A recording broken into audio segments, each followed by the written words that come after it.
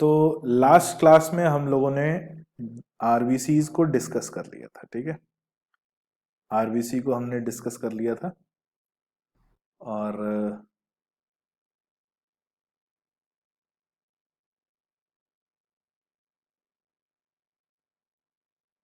ठीक है, हमें डब्ल्यूबीसी से स्टार्ट करना था।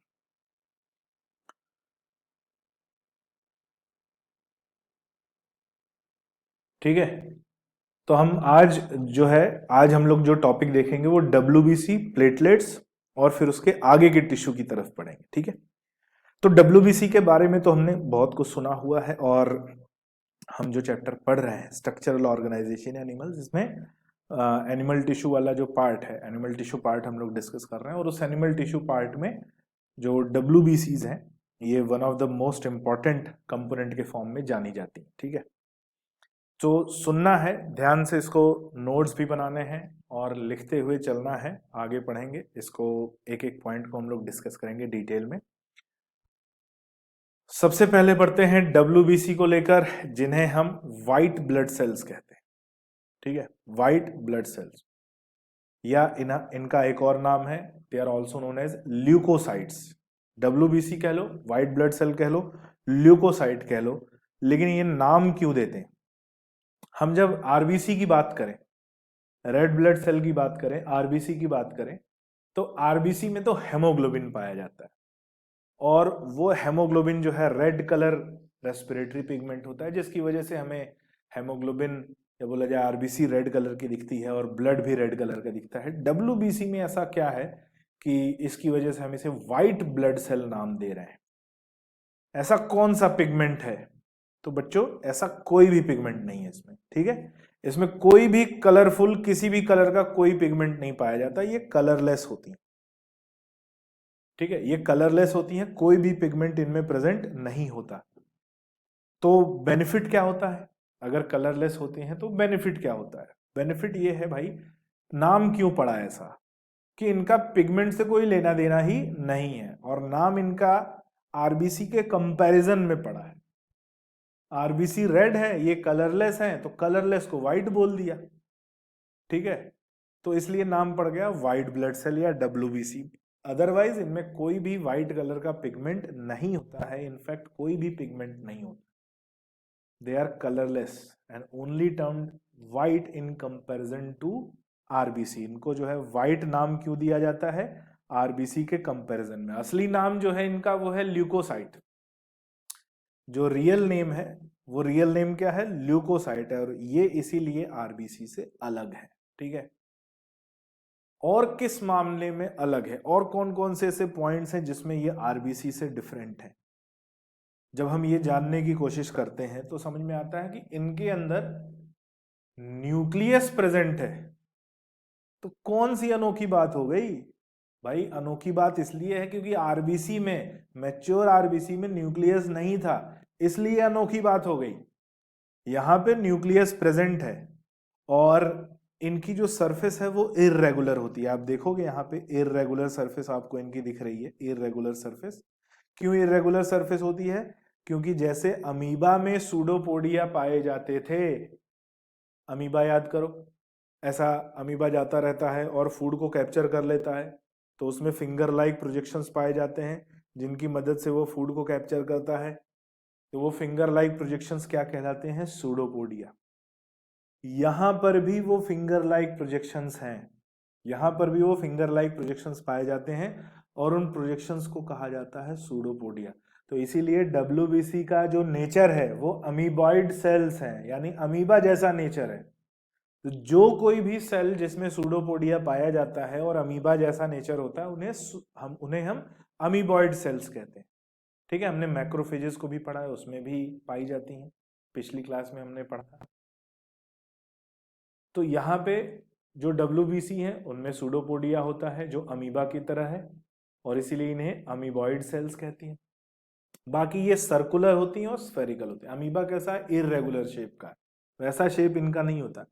ये सर्कुलर होती हैं और स्फेरिकल होती हैं। इनकी जो सरफेस इररेगुलर पाई जाती है क्योंकि इनकी सरफेस पर हमें छोटे छोटे सूडोपोडिया मिलते हैं, ठीक है। ये डब्ल्यूबीसी। साइज की बात करें बच्चा, साइज इसमें क्या प्रेजेंट है? तो आरबीसी का साइज हमने पढ़ा था 7 माइक्रोन। इनका साइज थोड़ा वेरी करता है, इनका साइज अलग अलग है। कोई डब्ल्यूबीसी थोड़ी छोटी होती है, कोई डब्ल्यूबीसी बड़ी होती है। कितनी छोटी हो सकती है और कितनी बड़ी हो सकती है? तो जो सबसे छोटी है वो 7 to 8 माइक्रोन हो सकती है। जो सबसे बड़ी है वो 19 से लेके 20 माइक्रोन तक हो सकती है। तो डब्ल्यूबीसी के अलग अलग टाइप्स हैं और अलग अलग टाइप्स का अलग अलग साइज है, लेकिन छोटी से छोटी भी 7 to 8 माइक्रोन और बड़ी से बड़ी भी अप टू 20 माइक्रोन तक पाई जाती है। देखेंगे कौन सी होती है जो 20 माइक्रोन तक पाई जाती है।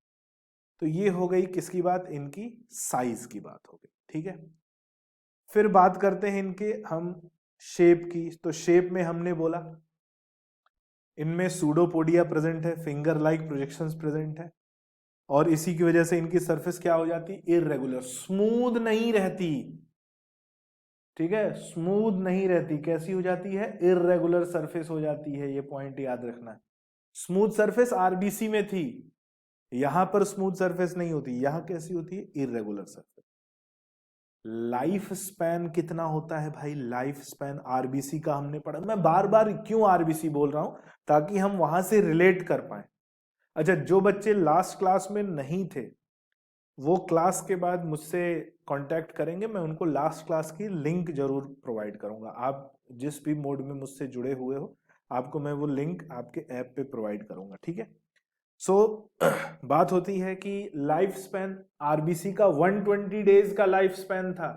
मैं बार बार बोल रहा हूं क्योंकि वो रिकॉल हो जाए अपनी लास्ट क्लास जो हुई थी। यहां पे लाइफ स्पैन 7 से 10 दिन, एक हफ्ते से 10 दिन तक इनका लाइफ स्पैन पाया जाता है। उसमें भी अलग अलग डब्ल्यूबीसी हैं। किसी का लाइफ स्पैन 3-4 दिन का ही होता है, किसी का 7 to 10 डेज का है, कुछ का लाइफ स्पैन और कम है। डब्ल्यूबीसी काउंट, काउंट का मतलब कितनी डब्ल्यूबीसी बॉडी में पाई जाती है। तो व्हाइट ब्लड सेल या डब्ल्यूबीसी का जो एवरेज नंबर है वो 8000 से लेके 11000 पर मिलीमीटर क्यूब ऑफ ब्लड, ठीक है। पर मिलीमीटर क्यूब ऑफ ब्लड का मतलब ब्लड के वॉल्यूम की बात हो रही है, ठीक है। किसकी बात हो रही है?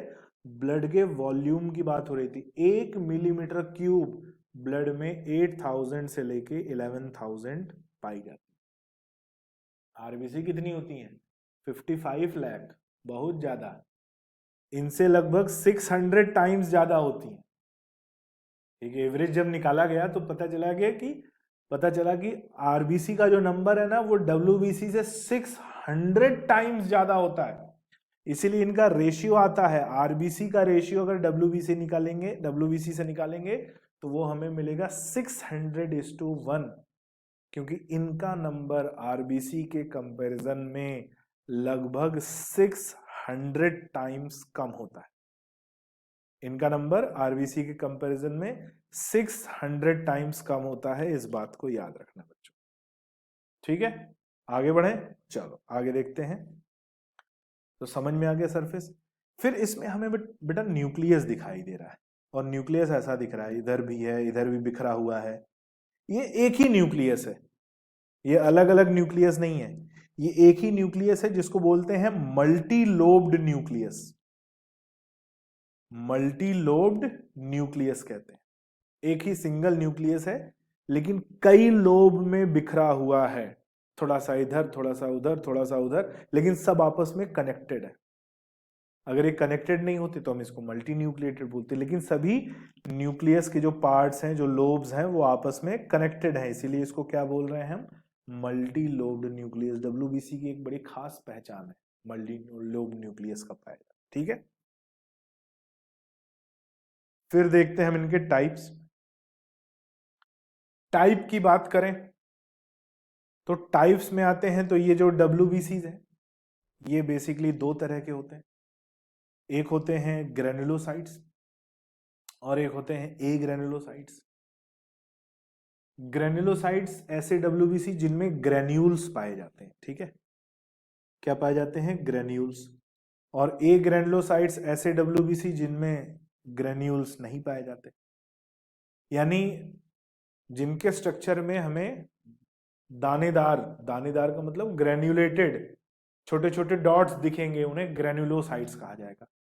जिनमें डॉट्स नहीं दिखेंगे वो नॉन ग्रेनुलोसाइट्स हम अभी जब शेप देखेंगे, स्ट्रक्चर देखेंगे तो हमें समझ में आएगा। ग्रेनुलोसाइट्स में ग्रेन्यूल्स पाया जाता है, ए ग्रेनुलोसाइट्स में ग्रेन्यूल्स नहीं पाया जाता है। और क्या खास बात है, ये ग्रेनुलोसाइट्स 3 तरह की होती हैं।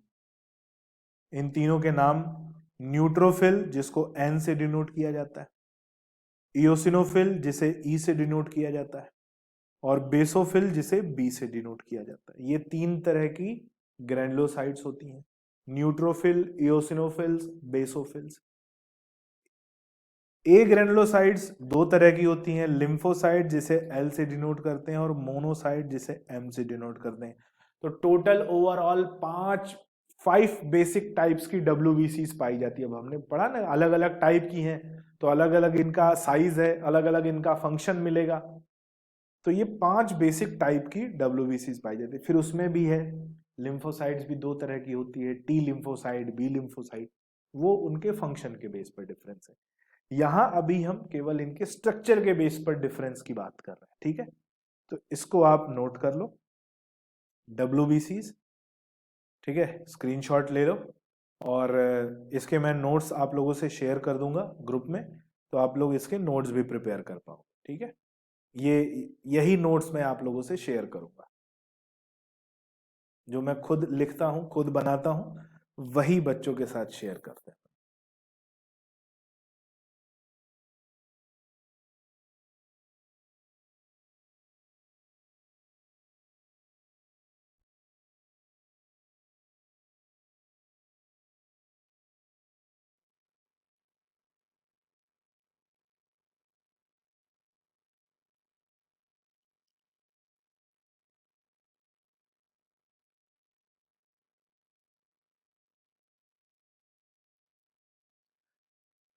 चलिए आगे बढ़ते हैं। तो सबसे पहले हम लोग देखेंगे बेटा कौन सी सेल्स को, ग्रेनुलोसाइट सेल्स को, ठीक है। और ग्रेनुलोसाइट्स में सबसे पहले शुरुआत करेंगे किसकी, हम लोग न्यूट्रोफिल्स की, ठीक है। ग्रेनुलोसाइट्स में सबसे पहले शुरुआत करेंगे न्यूट्रोफिल्स की। न्यूट्रोफिल्स का एक और नाम है, इन्हें पॉलीमॉर्फ भी कहा जाता है। बहुत इंपॉर्टेंट पॉइंट है जो बताने वाला हूं, ये सारे ध्यान से सुनना। न्यूट्रोफिल्स को हम पॉलीमॉर्फ भी कहते हैं, बहुरूपिया सेल्स होती हैं। बहुरूपिया मतलब इनके अलग अलग शेप दिखते हैं। कैसे शेप दिखते हैं भाई, बहुरूपिया क्यों कहा जाता है, कोई न्यूट्रोफिल्स ऐसी होती है जिसमें 3 लोब प्रेजेंट होते हैं, जैसे यहां पे आप देख सकते हो ये 3 लोब प्रेजेंट है। किसी हो सकता है किसी में 4 लोब्स प्रेजेंट हो, किसी में 5 लोब्स प्रेजेंट हो। तो 3 लोब्स, 4 लोब, 5 लोब्स, अलग अलग तरह के लोब्स, नंबर ऑफ लोब्स पाए जा सकते हैं, इसीलिए इन्हें बहुरूपिया यानी पॉलीमॉर्फ कहा जाता है, ठीक है। इसीलिए इन्हें क्या कह लो, बहुरूपिया कह लो या पॉलीमॉर्फ कहा जाता है, ये पॉइंट याद रखना, ठीक है। सो पॉलीमॉर्फ क्यों कहते हैं, क्योंकि हम नंबर यहां पे नोट करेंगे, because they contain 3 to 4 lobes, और इसीलिए इन्हें पॉलीमॉर्फ कहते हैं। कोई कंफ्यूजन वाली बात नहीं है। पॉलीमॉर्फ मतलब पॉलीमॉर्फोलॉजी यानी कई तरह के रूप, इसलिए बहुरूपिया, ठीक है। जो रूप बदले, जिसका रूप फिक्स ना हो, जिसका शेप फिक्स ना हो। फिर उसके बाद सबसे ज्यादा नंबर में पाई जाती 50 to 60% of total WBC। Total WBC का 50 to 60% अकेले न्यूट्रोफिल्स होती हैं। यानी अगर 100 WBC हैं बॉडी में तो 50 से 60 न्यूट्रोफिल्स ही पाई जाएंगी। साइज क्या होता है, साइज मिलता है 7 to 8 म्यूएम,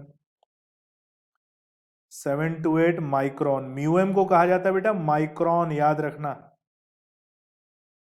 7 to 8 म्यूएम, म्यूएम मतलब माइक्रोन, इसका साइज पाया जाता है। मल्टी लोब्ड है, 3 to 5 लोब्स पाए जाते हैं, इसीलिए इन्हें बहुरूपिया कहते हैं, ठीक है। 3 to 5 लोब्स होते हैं, इसलिए इन्हें बहुरूपिया कहते हैं। ग्रेन्यूल्स आर प्रेजेंट, इनमें हमें दिख रहे हैं, यहाँ पे ग्रेन्यूल्स दिखाई दे रहे हैं, इसलिए हम इन्हें ग्रेनुलोसाइट्स कह रहे हैं। इनमें ग्रेन्यूल्स पाए जाते हैं। फंक्शन बहुत इंपॉर्टेंट है बेटा। फंक्शन क्या फंक्शन है भाई, फैगोसाइटोसिस। क्या होता है फैगोसाइटोसिस, समझने की कोशिश करें। तो जब भी हम देखेंगे किसको, जब भी हम देखेंगे अमीबा को देखो, अमीबा याद करो, फूड कैप्चर करने वाला प्रोसेस। जब भी वो फूड कैप्चर करता है तो सूडोपोडिया का फॉर्मेशन करता है, यहां भी सूडोपोडिया प्रेजेंट था। ये क्या करते हैं, इनको फूड तो भाई बॉडी ब्लड से मिल जाएगा, इनको फूड कैप्चर करने की क्या जरूरत है। तो ये फूड को कैप्चर किस तरह से करते हैं, जो फॉरेन पार्टिकल, फॉरेन पैथोजन अगर बॉडी में चला गया, कोई बैक्टीरिया चला गया, कोई फंजाई चला गया, या कोई एक्सटर्नल पार्टिकल बॉडी में चला गया है, ब्लड में चला गया है, तो वो क्या करेंगे, इसको ये उसको कैप्चर करेंगे अपने सूडोपोडिया से, और सूडोपोडिया से कैप्चर करके सिंगम टाइप, ठीक है, सिंगम याद रखना, फिंगर लाइक प्रोजेक्शंस कैप्चर करेंगे, कैप्चर करके उसे डाइजेस्ट करेंगे, डिस्ट्रॉय कर देंगे। Digest and destroy. तो सूडोपोडिया के फॉर्मेशन से जब किसी फूड को या किसी पार्टिकल को कैप्चर किया जाए, उसे डाइजेस्ट करके डिस्ट्रॉय कर दिया जाए, तो उस प्रोसेस को फैगोसाइटोसिस कहते हैं। और फैगोसाइटोसिस में सूडोपोडिया का फॉर्मेशन होना जरूरी है। तो फैगोसाइटोसिस हमें उन्हीं सेल्स, उन्हीं स्ट्रक्चर्स, उन्हीं लिविंग ऑर्गेनिजम्स में मिलता है जिसमें सूडोपोडिया पाए जाते हैं, ठीक है, उन्हीं ऑर्गेनिजम्स में मिलता है जिसमें सूडोपोडिया पाए जाते हैं। तो अमीबा में फैगोसाइटोसिस है, डब्ल्यूबीसीज फैगोसाइटोसिस कर रही है, ठीक है, फॉरेन पार्टिकल। और इसमें जरूरी क्या है, जरूरी है किसका पाया जाना, सूडोपोडिया का पाया जाना।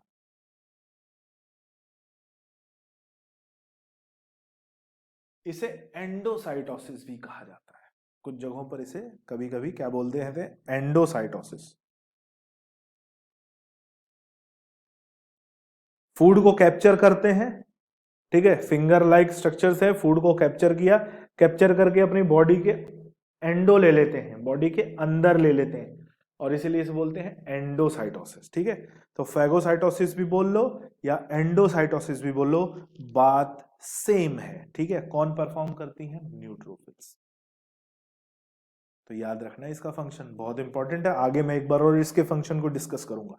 ये पहली सेल हो गई जिसे हम न्यूट्रोफिल कह रहे हैं। दूसरी सेल पे आते हैं जिसको हम कह रहे हैं इओसिनोफिल। इओसिनोफिल ई से डिनोट किया जाता है, बहुत कम नंबर पाया जाता है, 3 to 5% of total WBC. Size कितना होता है, 8 म्यूएम के लगभग इनका साइज मिलता है, 8 म्यूएम।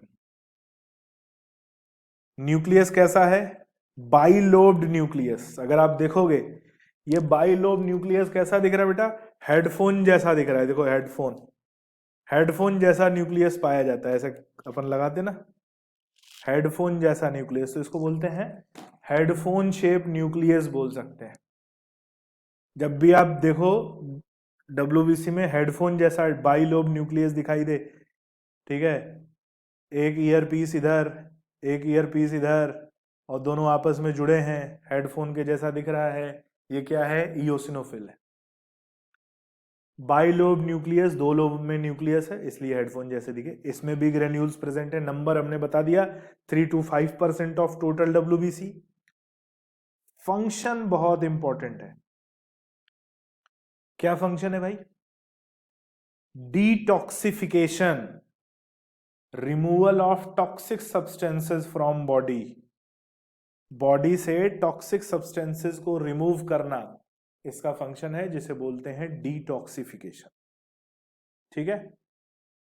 पॉइजनस सब्सटेंस, अगर मान लो किसी ने पॉइजन ले लिया है या किसी की फूड पॉइजनिंग हो गई है, ठीक है, उसे हमें ट्रीट करना है, तो हमें क्या देना पड़ेगा, इस्नोफिल्स चढ़ाने पड़ेंगे, क्योंकि इस्नोफिल्स बॉडी में जाएगा, ब्लड में, तो जितना भी टॉक्सिक सब्सटेंस ब्लड में है, बॉडी में है, उसको डिटॉक्सिफाई करेगा, रिमूव करेगा। तो डिटॉक्सिफिकेशन इसका एक बहुत इंपॉर्टेंट फंक्शन मिलता है। दूसरा important function anti allergic. Allergy क्या होती है भाई, और एंटी एलर्जिक क्या होते हैं। एलर्जी समझो, सब लोगों ने सुना होगा एलर्जी के बारे में, सबको एलर्जी होती है, किसी को अलग चीज से, किसी को अलग चीज से एलर्जी पाई जाती। एलर्जी होती क्या है समझो, जब हमारी बॉडी एग्जेजरेटेड रिस्पॉन्स देने लगे, हाइपर सेंसिटिव हो जाए, किसी एक्सटर्नल फैक्टर के लिए हाइपर सेंसिटिव हो जाए, जरूरत से ज्यादा रिस्पांस देने लगे, औकात से बाहर का रिस्पांस देने लगे, तो उसे बोलते हैं एलर्जी। ठीक है, और जब भी हम औकात से बाहर का काम हमारी बॉडी हमारे लिए करती है तो वो नुकसानदेह होता है। ठीक है, इम्यून सिस्टम जब काम करता है तो वो नुकसानदेह होता है। तो एलर्जी हमारे लिए प्रॉब्लम क्रिएट करती है। ठीक है, एलर्जी हमारी बॉडी का ही रिस्पॉन्स होता है किसी एक्सटर्नल एजेंट के अगेंस्ट, और वो रिस्पॉन्स हाइपर सेंसिटिव होता है, जरूरत से कहीं ज्यादा रिस्पॉन्स होता है, उसी को हम एलर्जी बोलते हैं। तो एलर्जी सभी व्यक्तियों को अलग अलग हो सकती है भाई, ऐसा नहीं कि हाँ कुछ लोगों में एक जैसी एलर्जी हो सकती है, लेकिन ऐसा नहीं कि सभी में एक ही जैसी एलर्जी। किसी को ठंड से एलर्जी, किसी को गर्मी से, किसी को धूल से, किसी को पॉलन ग्रेन से, किसी को मिल्क से, किसी को ब्रिंजल से। मुझे जिंजर से एलर्जिक है, मैं जिंजर से एलर्जिक हूं। तो अलग अलग फैक्टर्स होते हैं। अब ये डिपेंड करता है पर्सन टू पर्सन कि किसकी बॉडी किसके लिए ज्यादा सेंसिटिव है, ज्यादा रिस्पॉन्स दे रही है, तो वो उसके लिए एलर्जी। किसी को एंटीबायोटिक्स पेनिसिलिन दे दो, उसकी बॉडी में स्वेलिंग आ जाएगी, वो बोलते हैं एलर्जी। तो ये क्या करता है, एलर्जी को कम करता है, यानी बॉडी को रिलैक्स प्रोवाइड करेगा। तो टॉक्सिक सब्सटेंस बॉडी में जा रहे हैं वो भी एलर्जी कॉज करेंगे, तो टॉक्सिक सब्सटेंस को भी रिमूव करेगा और उससे होने वाली एलर्जी को भी रिमूव करेगा। ये कौन करेगा भाई, इओसिनोफिल। ठीक है, फंक्शन याद रखना। थर्ड आता है बेसोफिल। बेसोफिल जिसको बी से डिनोट किया जाता है, इनका नंबर बॉडी में सबसे कम होता है। WBCs में इनका नंबर लेस देन 1% पाया जाता है। ठीक है, कितना पाया जाता है, लेस देन 1%, 1% से भी कम। साइज क्या होता है, 7 to 8 म्यूएम, 7 to 8 माइक्रोन इनका साइज पाया जाता है। और शेप कैसा होता है बेटा, शेप ध्यान से याद रखना, इनडिस्टिंक्टली बाइलोब्ड। ऐसा लगता है कि इनका न्यूक्लियस डिवाइड होने वाला है, और डिवाइड होने होने वाला है, लेकिन कभी डिवाइड नहीं होता।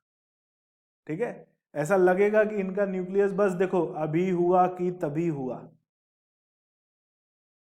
लेकिन कभी नहीं हुआ। डिवाइड होने होने वाला है, लेकिन डिवाइड कभी होता नहीं है। ऐसा लगता है कि ये डिवाइड हो रहा है, और इसीलिए बोलते हैं इनडिस्टिंक्टली बाइलोब्ड न्यूक्लियस। इसमें क्या है भाई, इसमें ग्रेन्यूल्स प्रेजेंट होते हैं, हमें ग्रेन्यूल्स दिख रहे हैं। इंपॉर्टेंट इनका फंक्शन आ जाता है बेटा, ये इओसिनोफिल्स के अपोजिट काम करती हैं। ये एलर्जी को बढ़ाते हैं, वो एलर्जी को कम कर रहा था, ये एलर्जी को बढ़ा रहे हैं। एलर्जी को बढ़ाते हैं और produces allergic reaction in body, body में हाइपर सेंसिटिविटी को बढ़ाते हैं। और ये अकेले ये काम नहीं करते कि हाइपर सेंसिटिविटी को इनने अकेले बढ़ा लिया।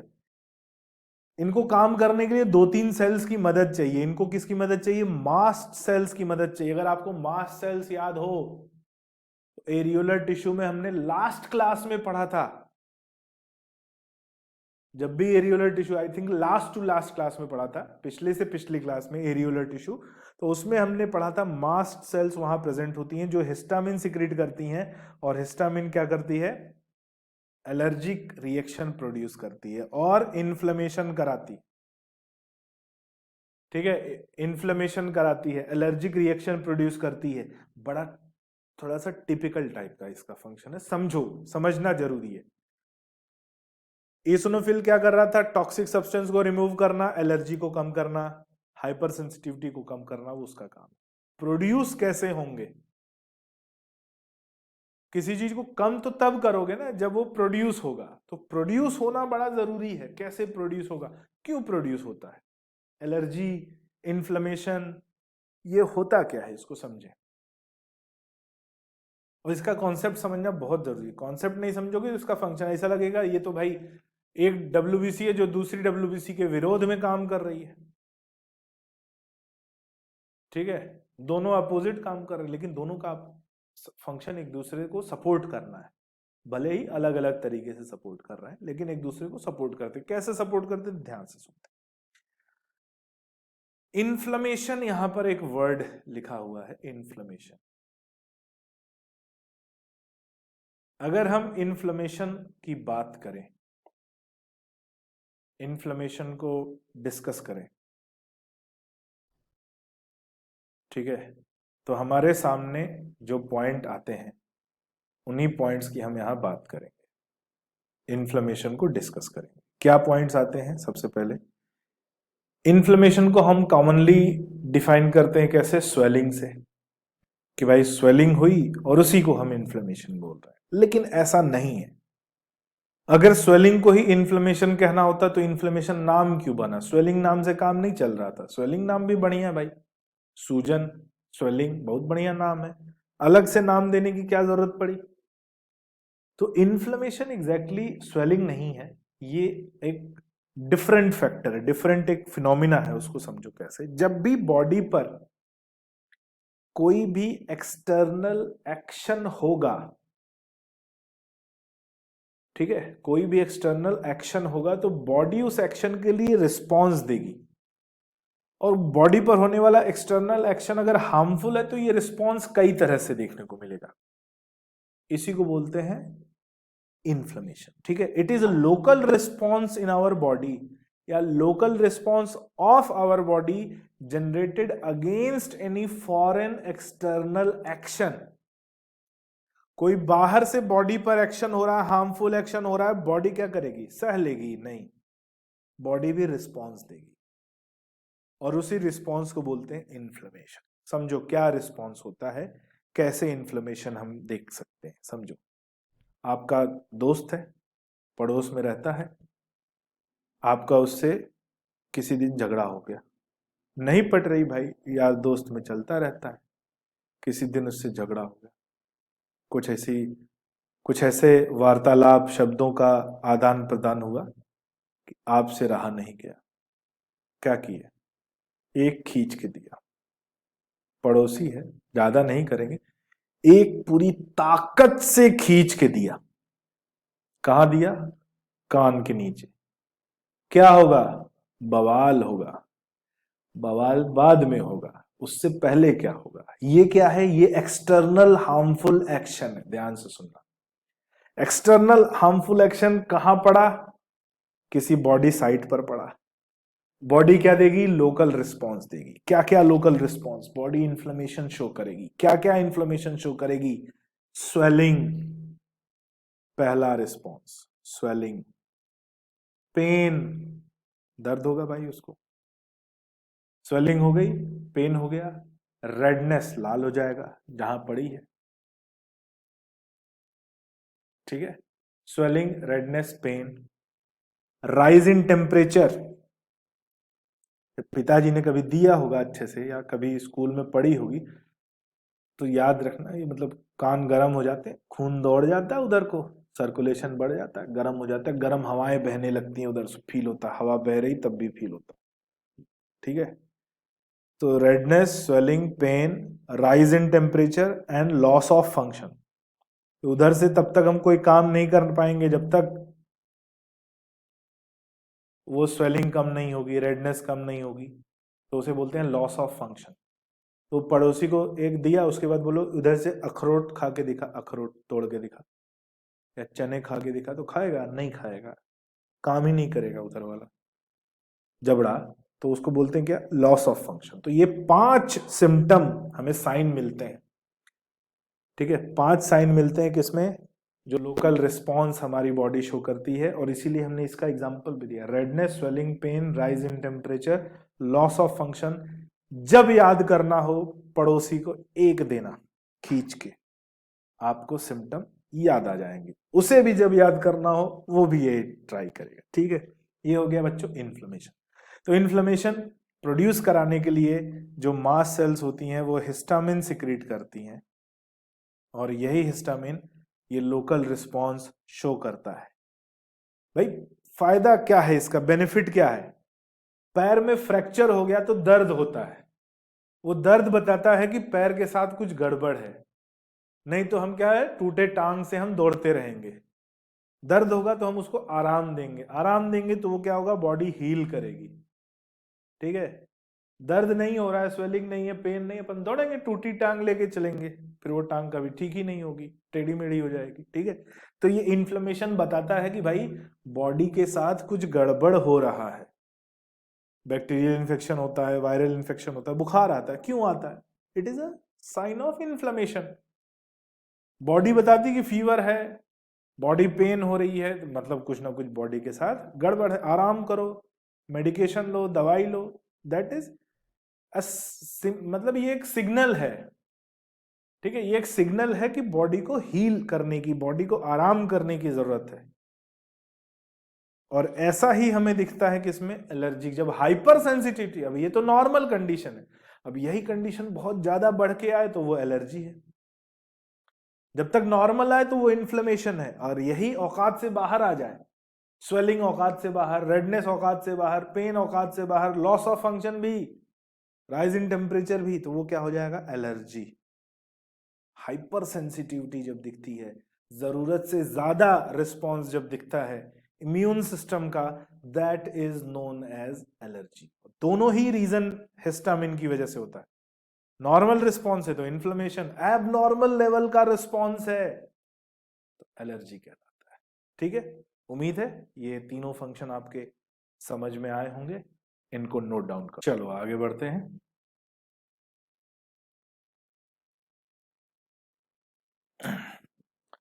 नेक्स्ट आते हैं ए ग्रेनुलोसाइट्स पर।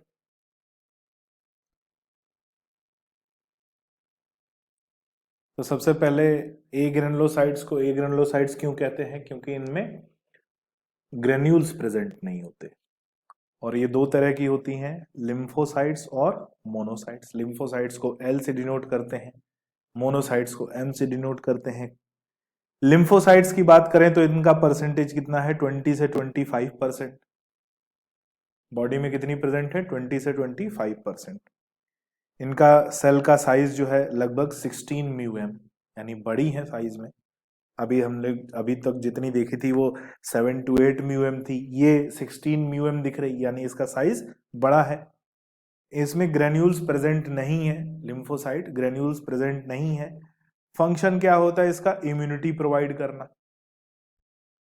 और इम्यूनिटी प्रोवाइड करने के लिए ये दो तरह की बन जाती हैं, एक बन जाती है टी लिम्फोसाइट, एक बन जाती है बी लिम्फोसाइट। ठीक है, तो लिम्फोसाइट्स दो तरह की सेल्स में चेंज हो जाती हैं, या तो टी लिम्फोसाइट्स में चेंज होंगी या बी लिम्फोसाइट्स में चेंज होंगी। दोनों का फंक्शन अलग अलग मिलेगा। क्या फंक्शन मिलता है टी लिम्फोसाइट्स का और क्या फंक्शन मिलता है बी लिम्फोसाइट? टी लिम्फोसाइट्स जो है ये बेसिकली पैथोजन वगैरह को मार कर, उनको किल करके डिस्ट्रॉय करती हैं और इम्यूनिटी प्रोवाइड करती हैं, और उसे बोलते हैं cell mediated immune system, CMIS, cell mediated immune system. दूसरी जो बी लिम्फोसाइट्स होती हैं ये एंटीबॉडीज का प्रोडक्शन करती हैं और एंटीबॉडीज बनाकर इम्यूनिटी प्रोवाइड करती हैं, और उसे बोलते हैं AMIS, antibody mediated immune system. ठीक है, प्रोडक्शन ऑफ एंटीबॉडी, दोनों ही इम्यूनिटी प्रोवाइड कर रही हैं अलग अलग तरीके से, बोथ आर रिस्पॉन्सिबल फॉर। अब ये बी लिम्फोसाइट और टी लिम्फोसाइट, इनका डिटेल हम लोग 12th में ह्यूमन हेल्थ एंड डिजीजेज में जब इम्यून सिस्टम पढ़ेंगे तो वहां पढ़ेंगे। अभी बस याद रखो कि लिम्फोसाइट्स दो तरह की होती हैं और दोनों का काम होता है इम्यूनिटी प्रोवाइड करना। अलग अलग तरीके से प्रोवाइड करती हैं बट दोनों ही इम्यूनिटी प्रोवाइड करती हैं।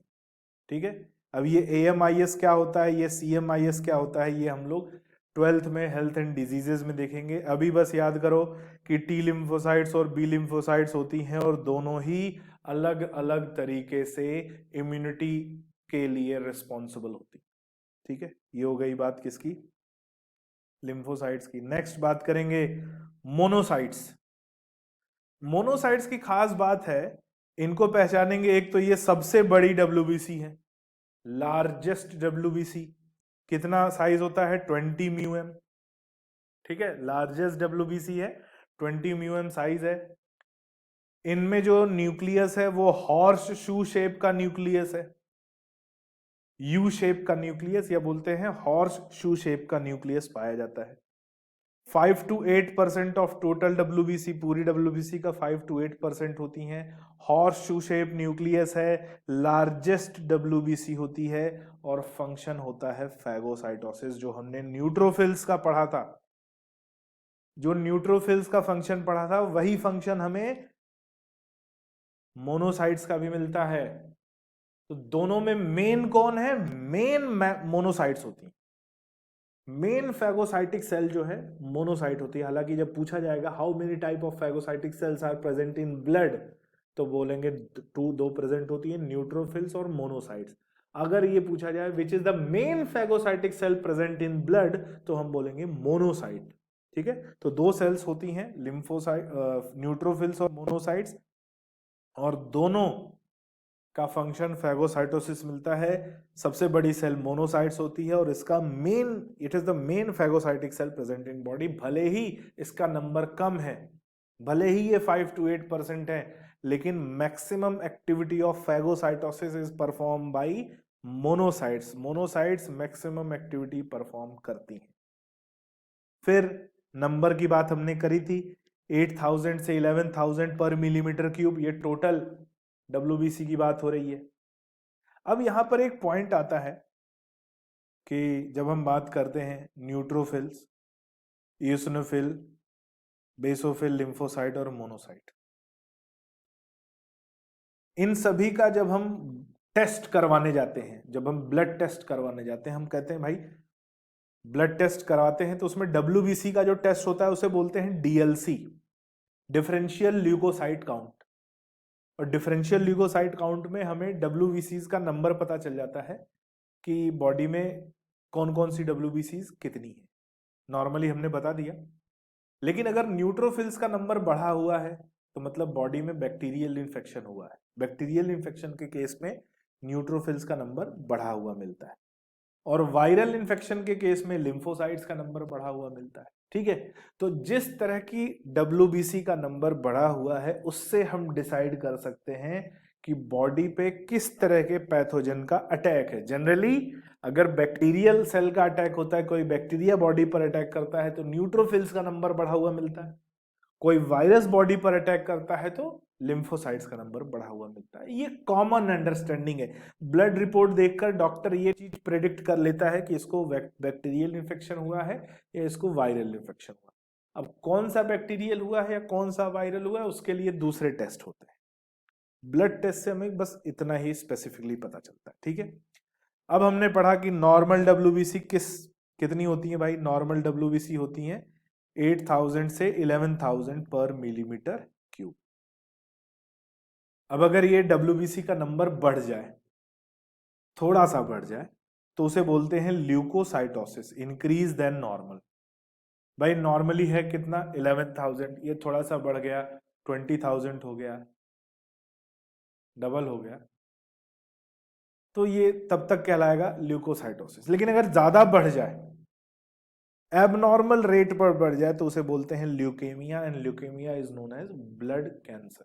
ठीक है, ल्यूकेमिया को क्या कहते हैं? Blood cancer. More than normal, ज्यादा बढ़ जाए तो ब्लड कैंसर। ब्लड कैंसर जब होता है तो डब्ल्यूबीसीज का नंबर नॉर्मल से एबनॉर्मल रेट पर बढ़ जाता है, और अगर डब्ल्यूबीसी का नंबर कम हो जाए तो उस कंडीशन को बोलते हैं leucopenia. Leucopenia, when number of WBC decreases than normal, then that condition is known as leukopenia। ठीक है, नोट डाउन कर लो इसको, फिर आगे बढ़ते हैं। किसी को कुछ डाउट हो तो बेटा चैट में आप लिख सकते हो, जैसे अपनी क्लास एंड होगी हम उस चैट को डिस्कस करें। चलिए आगे बढ़ते हैं। नेक्स्ट बात करेंगे अगली जो हमारी डब्ल्यूबीसी, अगली जो डब्ल्यूबीसी नहीं, अगली जो ब्लड सेल है जिसे हम बोलते हैं प्लेटलेट्स। ठीक है, platelets they are also known as thrombocytes. इन्हें और क्या कहते हैं? थ्रोम्बोसाइट्स कहते हैं। क्या होती हैं थ्रोम्बोसाइट्स? तो भाई इरेगुलर शेप की ब्लड सेल्स होती हैं, जो सबसे छोटी ब्लड सेल्स होती हैं। तो स्मॉलेस्ट ब्लड सेल्स जिनका इरेगुलर शेप होता है, प्लेटलेट्स कहते हैं, साइज इनका 1 माइक्रोन होता है। तो इनका अगर हम बात करें कि आप कोई भी कागज का टुकड़ा ले लो और उसके छोटे छोटे और पीसेस कर दो, और हर एक पीस जो है वो शेप उसका कैसा समझ ले, प्लेटलेट्स के जैसा। फिर बात आती है कि इनके बारे में क्या खास बात है। तो प्लेटलेट्स के बारे में कहते हैं कि इनमें जो है न्यूक्लियस प्रेजेंट नहीं होता। बहुत सी बुक्स में ऐसा लिखा हुआ है, लेकिन न्यूक्लियस एग्जैक्टली बेटा इसमें प्रेजेंट होता है। न्यूक्लियस प्रेजेंट होता है, लेकिन वो न्यूक्लियस बहुत छोटा होता है। एंड कैसा न्यूक्लियस होता है? पॉइंट शेप न्यूक्लियस पाया जाता है, एकदम पॉइंट जैसा। और इस तरह के न्यूक्लियस को पिक्नोटिक न्यूक्लियस कहते हैं, जो हमें प्लेटलेट्स में दिखाई देता है। तो न्यूक्लियस प्रेजेंट होता है, बट इट इज पिक्नोटिक न्यूक्लियस। जब भी यूकैरियोटिक सेल्स में, चाहे वो प्लांट हो या एनिमल, जब भी ये बात आती है कि कौन सी ऐसी सेल्स हैं, यूकैरियोटिक सेल हैं, जिनमें न्यूक्लियस प्रेजेंट नहीं है और वो लिविंग सेल हैं, तो दो ही सेल का जिक्र आता है। एक आरबीसी जो एनिमल्स में पाई जाती है, जिसमें मैच्योर सेल होती है, और मैच्योर सेल में न्यूक्लियस प्रेजेंट नहीं होता है। दूसरी जो है सीव सेल, सीव ट्यूब एलिमेंट या सीव सेल हम प्लांट्स में पढ़ते हैं। जब आप फ्लोएम में पढ़ेंगे तो फ्लोएम में आप सीव ट्यूब एलिमेंट्स या सीव सेल्स पढ़ेंगे, उसमें भी न्यूक्लियस प्रेजेंट नहीं होता। तो प्लांट्स में सीव सेल्स होती हैं जो लिविंग होती हैं, जिंदा होती हैं, लेकिन उनमें न्यूक्लियस नहीं पाया जाता। और एनिमल्स में आरबीसी होती हैं जिनमें न्यूक्लियस प्रेजेंट नहीं होता। लाइफ स्पैन इसका कितना है? 3 to 5 डेज का। कितना अमाउंट, कितना इनका अमाउंट कितना पाया जाता है? तो 2.5 लाख से लेके 4 लाख पर मिलीमीटर क्यूब, यानी इनका नंबर भी काफी ज्यादा है in comparison to WBC. 2.5 lakh से 4 लाख पर मिलीमीटर क्यूब। और यदि इनका नंबर कम हो जाए, नॉर्मल से कम हो जाए, तो उसे ल्यूकोपीनिया कहते हैं। और अगर नॉर्मल से, सॉरी नॉट ल्यूकोपीनिया, इसको हम, इनका नंबर कम हो जाए तो इन्हें नॉट ल्यूकोपीनिया, थ्रोम्बोसाइटोपीनिया कहते हैं। ठीक है,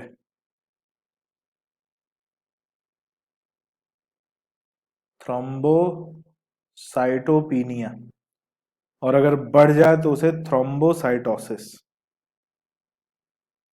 थ्रोम्बोसाइटोसिस, थ्रोम्बोसाइटोपीनिया और थ्रोम्बोसाइटोसिस। अगर नॉर्मल से कम हो गया तो थ्रोम्बोसाइटोपीनिया, और नॉर्मल से बढ़ गया तो उसे थ्रोम्बोसाइटोसिस कहा जाता है। ठीक है, ये याद रखना। फंक्शन क्या होता है अगर हम बात करें इनका, तो फंक्शन इनका बहुत इंपॉर्टेंट है। They have function of blood clotting after activation. तो नॉर्मली ये इनएक्टिव होती हैं, तो they perform blood clotting on activation. जब ये एक्टिवेट होती हैं तो ब्लड क्लॉट कराने में हेल्प करती हैं। ठीक है, विद किसके साथ मिलकर? फाइब्रिन के साथ मिलकर। फाइब्रिन एक प्रोटीन है जिसके साथ मिलकर ये ब्लड क्लॉट कराती है। ठीक है, कौन? प्लेटलेट्स। यही इनका फंक्शन है। फिर आता है लिम्फ।